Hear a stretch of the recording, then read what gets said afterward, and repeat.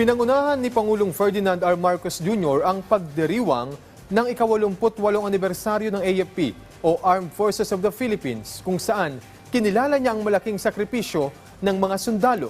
Yan ang ulat ni Bea Bernardo live. Bea.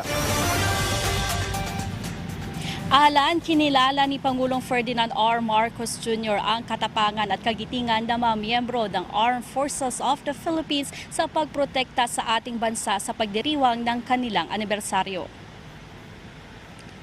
Sa ika-88 na anibersaryo ng AFP na ginanap sa Camp Aguinaldo sa Quezon City, iginiit ng Pangulo na malaki ang naging papel ng sandatahang lakas sa pananatili ng kapayapaan at pag-iit ng ating karapatan sa ating teritoryo. Isa nga sa kanyang mga nabanggit na insidente ay ang December 10 water cannon incident sa Ayungin Shoal. Personal na nasaksihan ni AFP Chief of Staff General Romeo Browner ang nangyari dahil sakay siya ng Onaiza May 1 na papunta sa BRP Sierra Madre na magdadala ng supply para sa mga tropa. Ayon sa Pangulo, nakakabahala ang aksyon ng China pero ang insidente ay nagpakita ng katapangan ng Pilipino sa harap ng panggigipit ng mga dayuhan. Sinabi rin ng Pangulo sa AFP na palakasin ang kanilang pakikipag-ugnayan at alyansa sa foreign counterparts. Magugunitang ngayong taon, maliban sa Estados Unidos, nagsagawa rin ng mga military exercise ang Pilipinas kasama ang Australia.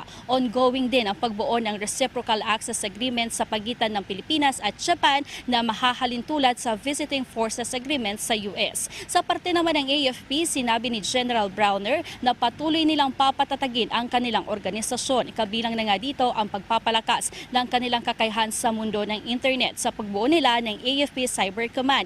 Target din na bumuo ng AFP Joint Special Operations at reorganization ng AFP Presidential Security Command at ang re-establishment ng AFP Counterintelligence Group at patuloy pa rin nilang isusulong ang AFP Modernization Program. Alan? Maraming salamat sa iyong ulat, Bea Bernardo.